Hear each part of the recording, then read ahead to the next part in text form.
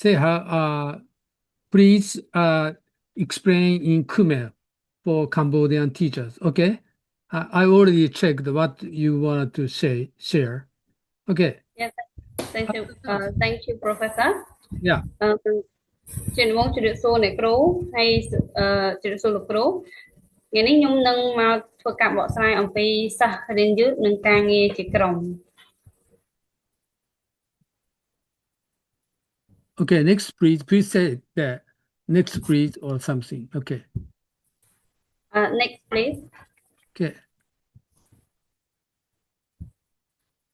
អញ្ចឹងដំបូងយើងនឹងនិយាយគ្នាអំពី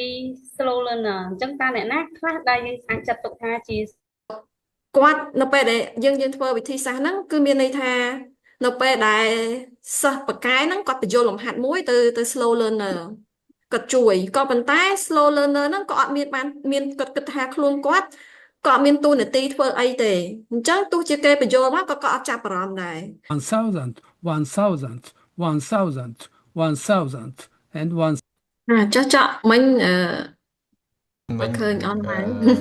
កុំព្យូទ័រគាំងនេះគ្រូទៅពេលទៅលឺតែសំឡេងអត់លឺរូបភាពសោះអត់ឃើញរូបភាពដល់អត់លឺអូខេអញ្ចឹងខ្ញុំខ្លាចវាគាំងទៀតឡើយខ្ញុំសូមនិយាយបន្តិចទៅចឹងខ្លាចរូបគេអូខេអញ្ចឹងនិយាយទៅដំណើរការនៃការពិភាក្សាក្រុមនេះតាមពិតទៅដូច